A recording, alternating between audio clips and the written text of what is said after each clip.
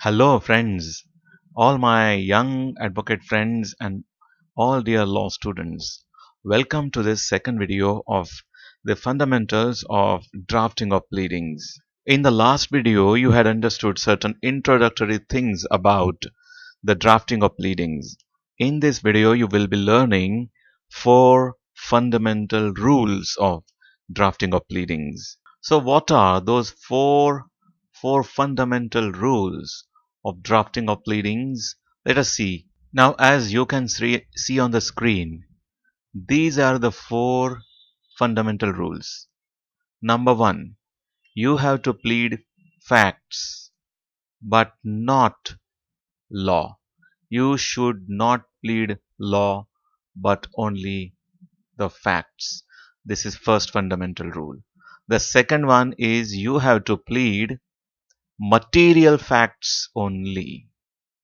Now see, the first rule says you have to plead facts, not law. The second rule tells you what kind of facts you are supposed to plead, and those are material facts. So not any facts which are immaterial. I'll of course be explaining each rule in detail. Next, the third is you have to plead facts but not evidence. Evidence is not to be pleaded, that I'll explain. And the fourth rule is you have to plead with brevity and precision. Now, what brevity means and what precision means, how to achieve that I'll be explaining. And thus, these are the four fundamental rules of drafting. Now, let us see them one by one. Okay, so let us go by the first rule. You have to plead facts only and not law. Okay, so how do you understand this? So what is not to be pleaded is neither you have to plead the provisions of law nor the conclusions of law. These are not to be pleaded. Your pleadings should be confined to facts only. Facts only means facts only. So why pleadings should be confined to facts only? It is because it is for the judge to draw such inferences from those facts as are permissible under the law, because the judge is bound to take judicial notice of the law. It is the duty of the judge to apply the correct law and to draw correct legal inferences from facts. And even if the party has been stupid enough to make wrong statements about the law applicable to those facts, it is for the judge to apply the correct law and to draw correct legal conclusions or inferences from the facts.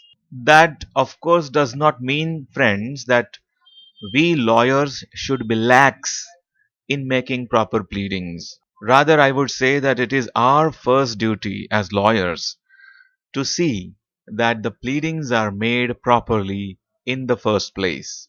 But it is also the duty of the judge to apply correct law to the facts of the case.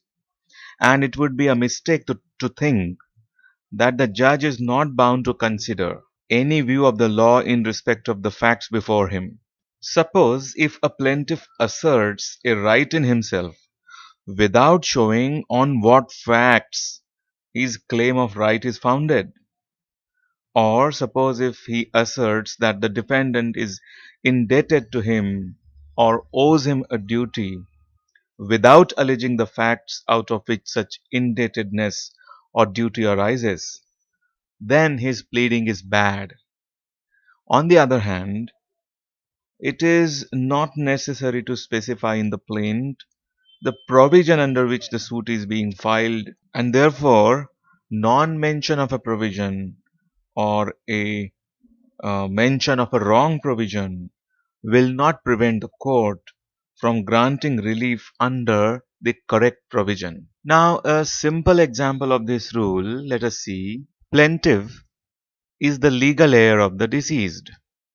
Now consider this pleading. This pleading, which says that plaintiff is the legal heir of the deceased, is an inference of law, right? This is not a good pleading. Plaintiff is the legal heir of the deceased. What the pleader is supposed to say is he has to write statements, he has to plead such facts which would show how the plaintiff is connected to the disease. What is his relationship? So that relationship has to be pleaded. So this is another example of bad pleading. See, here what is pleaded is plaintiff is entitled to get certain sum of money from the defendant. This is a bad pleading because you see, this is an inference actually to be drawn from certain uh, detailed facts which are to be pleaded. So, facts from which title to the money uh, can be inferred should be alleged. For example, that the plaintiff had lent the money to defendant, or that the plaintiff had sold his goods to the defendant, and the defendant had promised to pay him the price on a certain date, but had failed to pay it. So, such detailed facts, if not pleaded, then this kind of pleading is bad pleading.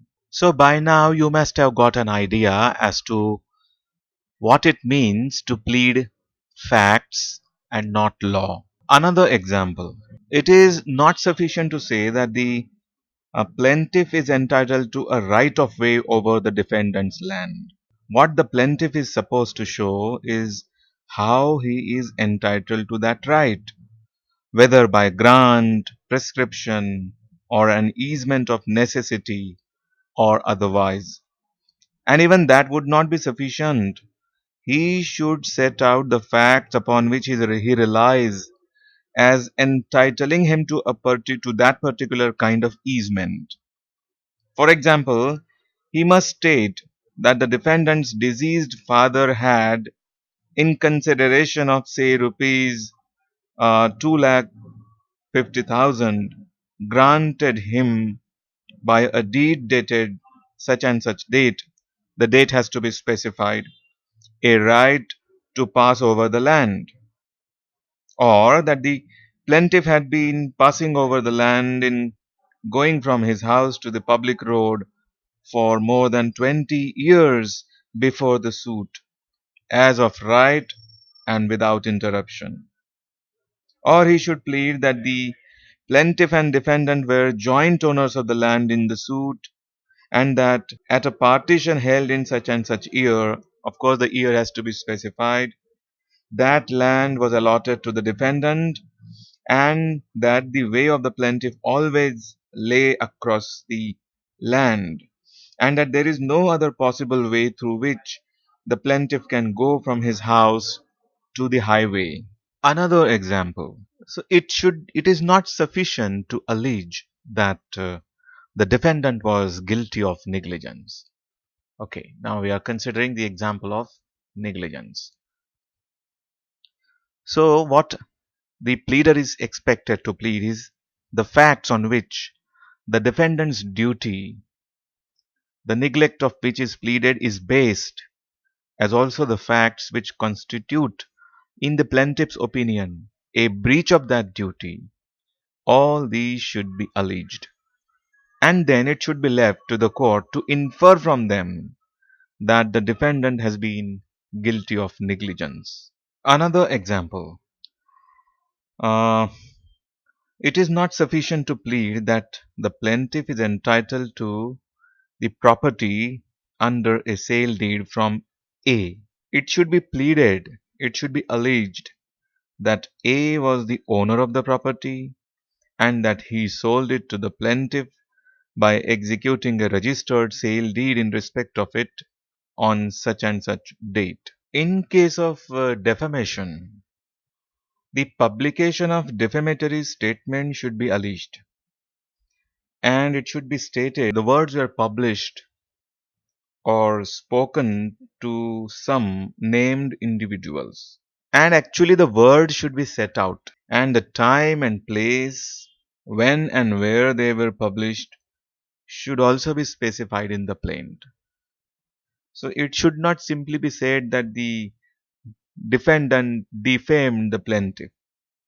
All these things which I just now narrated need to be pleaded, need to be stated in the plaint. Another example relating to gift. It will not be sufficient to say that Mr. Mirza made a gift of his property to the plaintiff. The plaintiff should allege how the gift was made, how it was accepted, and how the possession was delivered, because these are the facts which constitute a valid gift under the Mohammedan law. And merely to allege the gift, that would be stating a conclusion of law from the facts which are not stated.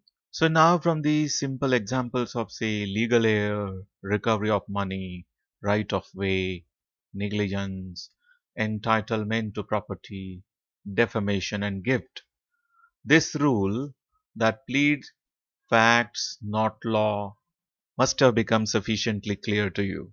See, if the facts are not stated in the plaint, it shall be held to be bad in spite of allegations of inferences of law which the plaintiff draws from those facts.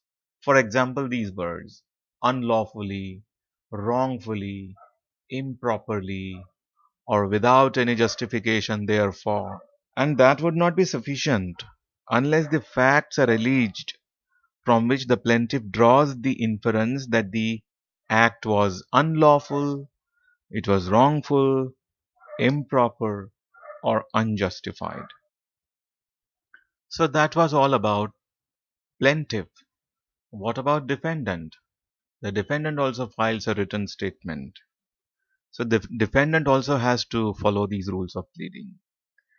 So defendant, while filing his written statement or raising a defense, for example, there is a suit instituted by the plaintiff for recovery of the price of the goods sold to him.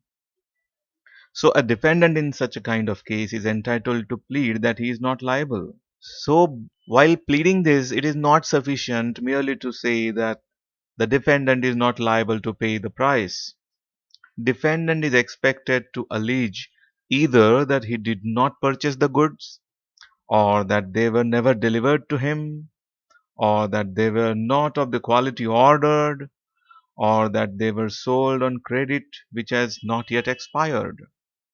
Unless the defendant makes pleadings of these facts, unless he says these facts in the written statement, the pleading is bad. Simply saying that he is not liable is not enough. Another example, in a suit for damages instituted by the plaintiff for an alleged libel, it is not sufficient for the defendant to plead that the defendant published the libel on a privileged occasion. Defendant must set out the facts and circumstances on which he relied as creating the privilege. So with these two examples, it must be clear to you that even a defendant is bound to follow the rules of pleading. The defendant is also supposed to plead facts, not just the provisions of law or the inferences of law or the inferences which follow from the facts alleged. Now, having understood the first rule of pleading, let me tell you something about tolerable pleadings. Now, tolerable pleadings, while the strict rules of pleading require that the legal inferences need not be pleaded, still, sometimes, in addition to the facts which are clearly pleaded, the inference is also pleaded. So that is either for the sake of clearness or convenience, because that sometimes makes the statements of facts more intelligible and they show their connection with each other.